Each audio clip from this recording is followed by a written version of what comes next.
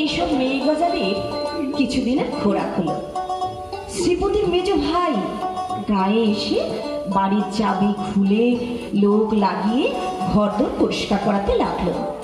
দাদা বৌদিকে নিয়ে এখানেই উঠবে, আর কিছুদিন থাকবেও। বৌদিদি পাড়াগা কখনো দেখেনি। দাদাও পশ্চিম থেকে কলকাতায় বদলি নেওয়ার চেষ্টা করছে, যাতে করে সপ্তাহে ছুটির দিনটিতে এই বাড়িতে আসতে পারে। একদিন একখানা নৌকা এসে গ্রামের ঘাটে লাগলো। নৌকা থেকে নামলো শ্রীপতি আর তার নববিবাহিতা বধূ। একটি ছোকরা চাকর, দুটি ট্রাঙ্ক, একটি বড় বিছানার মোট, একটা ঝুড়ি বোঝায় টুপিটাকি জিনিস। ঘাটে মেয়ে মজলিসের দু একজন যারা স্নান করছিল, তারা তক্ষুনি পাড়ার মধ্যে খবরটা পাঠিয়ে দিল। শ্রীপতিদের বাড়ির উঠোনে একটি মেয়ে দাঁড়িয়ে, ধপধপে ফর্সা গায়ের রং, অনেক সুন্দর মুখশ্রী, ডাগর ডাগর চোখ, নম্রমুখী সুন্দরী তরুণী বউকে দেখে বউ ছিল তো অবাক। দেখে মনে হয় 16-17 বছরের বালিকা। কেউ কেউ দুদিন পরে গায়ের ওই পুকুরেও নতুন বউকে দেখল। তারপর মেয়ে গজালি যা শুরু হলো। যাই বলো বাপু, দেখতে কিন্তু বেশ ভালো, চমৎকার খুড়িমা, সত্যি দারুণ দেখতে, তাই না গো? তা কেরাম কেরাম ভালো শুনি? না, ওই বউ যা ভেবেছিলাম তা নয়। সত্যি বউটা দেখতে বেশ ভালোই। কেনই বা হবে না বলো? শহরের মেয়ে দিন রাত সাবান বসছে, পাউডার বসছে। তোমার আর আমার মতো যদি রাঁধতে হতো, বাসন মাজতে হতো, তো দেখতাম ওই চেহারা কত জৌলুসি না থাকে। থাক থাক মাসি থাক, ও কথা আর বলো না। তুমিও তো প্রচুর ঘষা মাজা করেছিলে বিয়ের পর পর, কিছু কি লাভ হয়েছিল? এই এই থাম তো, থাম, খালি পাকা পাকা কথা। আমার তো বাপু তোমাদের কথা শুনে ধরন ধারণ কেমন যেন ঠেকছে। অত সাজগোজ ভালো নয়, বুঝলে? অত সাজগোজ ভালো নয়। হ্যাঁ, অত সাজগোজ মোটেই ভালো নয়।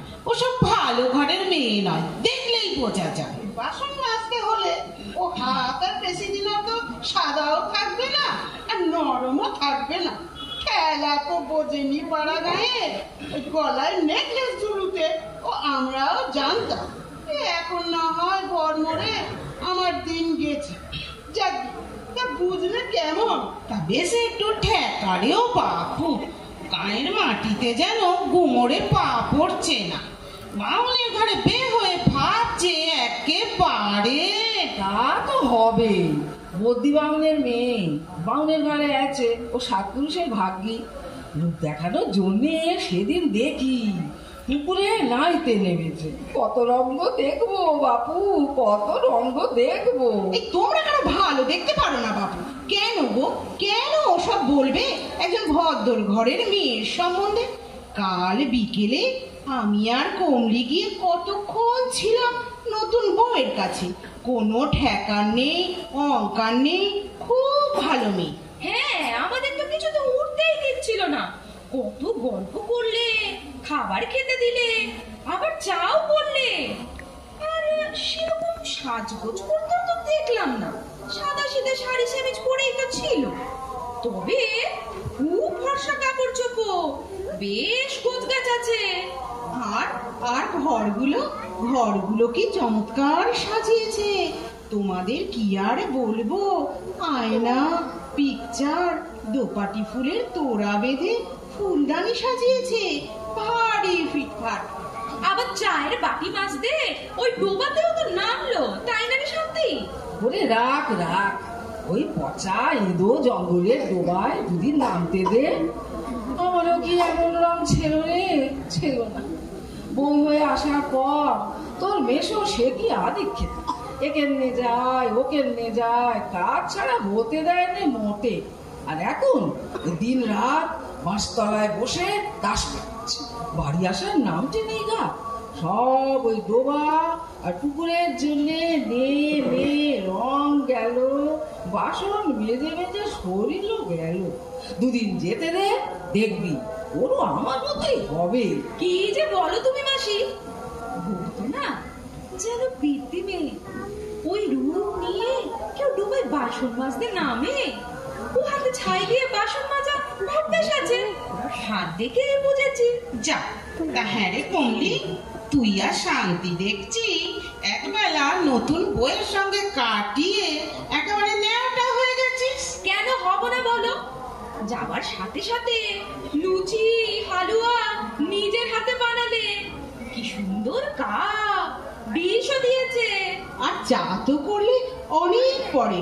ও চাটা যে কি ভালো হয়েছিল, তাই না রে কমলি? অমর চা কখনো খাইনি আমরা। এই তোরা বাড়ি যাবি রে? সন্ধে হয়ে এলো। গজালিতে ঢুকলে বাড়ি যেতে ইচ্ছে করে না, না?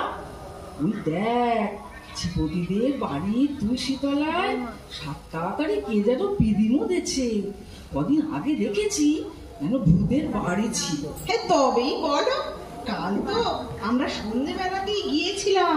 আর আর একটা কথা তো এখনো তোমাদের বলিনি। তা বলে ফেলো, বলে ফেলো, ওটুকু আর বাদ থাকে কেন? ওরে বল না। এই কমলি তুই বল, বল বল, তুই বল। আচ্ছা আচ্ছা বলছি। ওই ঘরে কাপড় মোড়া কি একটা ঝুল ছিল, তাই দেখে শান্তি বলল, বৌদি এটা কি? তো বৌদি বলল, ওটা এজরাজ। কে কি মনে করবে বলে ওটা আর এই কদিন নামাইনি। অমনি শান্তি চেপে ধরলে, ব্যাস এজরাজ শুনলু। তাহলে ওই বাজাচ্ছি, আমিও শুনেছি। ভাবলুম বোধ হয় কোন বিক্রি বস্ত্রম টস্ত্রম আছে, সেই বুঝি বাজাচ্ছে। কাল একটু বেলায় নাচতে এসেছিল, এখন শুনলুম সে কি গো, সে তো চমৎকার বাজনা। দুগানরা দাঁড়িয়ে শুনতে ইচ্ছে করে। তা কই, এ কথা তো এতক্ষণ বলনি চক্রবর্তী গিন্নি। তা ছাই আমি কি করে বুঝবো যেটা ছিপতির বই বাজাচ্ছে? বলি কি, উঠানে কাপড় শুকোতে দিয়ে একটু উঁকি দিতে চেয়েছি, তো অমনি ছেলেটা খেতে চাইলে। সে আর কি বলবো খুড়িমা, কি সুন্দর বাজনা। শুনবে শুনবে তোমরা? তাহলে তাহলে এখন বলি বাজাতে। এই কমলি চল চল না রে, বলি গিয়ে বললেই বাজাবে। তোমরা এখান থেকে শোনো কিন্তু। কমলি আয়, আয় না। এই দেখো দেখো দেখো, ছুরিদের রকম দেখো, যেন তর্স হইছে না। উঠলো পাই তো কটক যায়। হুম,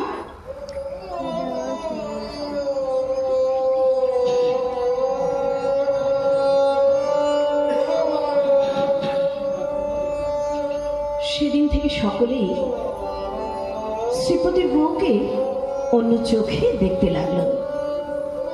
শ্রীপতির বউ যে এসরাজ বানানোর সঙ্গে সঙ্গে গানও সুন্দর গায়, তাও কমলা ও শান্তির মাধ্যমে সকলে জানল। ক্রমশই গায়ের বউদের এই বউয়ের সম্পর্কে একটা উচ্চ ধারণা তৈরি হলো। পাড়া গায়ে সকলেই বেশ হুঁশিয়ার।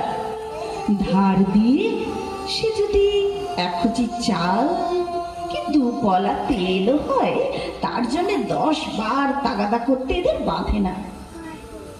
কিন্তু দেখা গেল শ্রীপতির বউ একেবারে মুক্ত হস্ত। দিতে জানে, আদায় করতে জানে না। হাসি মুখ ছাড়া মুখে তার রাগ বিরক্তি কিছুই নেই। আপন পর জ্ঞানও নেই। পাশের বাড়ির চক্করতে গিন্নি বিধবা। একাদশীর দিন দুপুরে তার বাতের ব্যথায় তেল নিয়ে পা মালিশ করতেও হাজির হয়ে যায় এই শ্রীপতির বউ। ইতিমধ্যে কমলারও বিয়ে হয়ে গেল। শ্বশুরবাড়ি যাওয়ার সময় সেও পর্যন্ত শ্রীপতির বউয়ের সামনে এসে কেঁদে ভাসালো। কি করে তাকে ছেড়ে থাকবে এই কমলা? শান্তির এখনো বিয়ে হয়নি। সে এখন শ্রীপতির বউয়ের কাছে গান শেখে। পুজো এসে গেছে। পাশের গায়ে বাড়ির যে বাড়িতে পুজো বাড়িতে যাত্রা হয়। এবার শোনা যাচ্ছে মহানবমীর দিন কাঁচরাপাড়ার দল আসবে যাত্রা করতে। ইতিমধ্যে একদিন শ্রীপতি সপ্তাহান্তে অফিস ফেরত তার বউয়ের ভাই বোন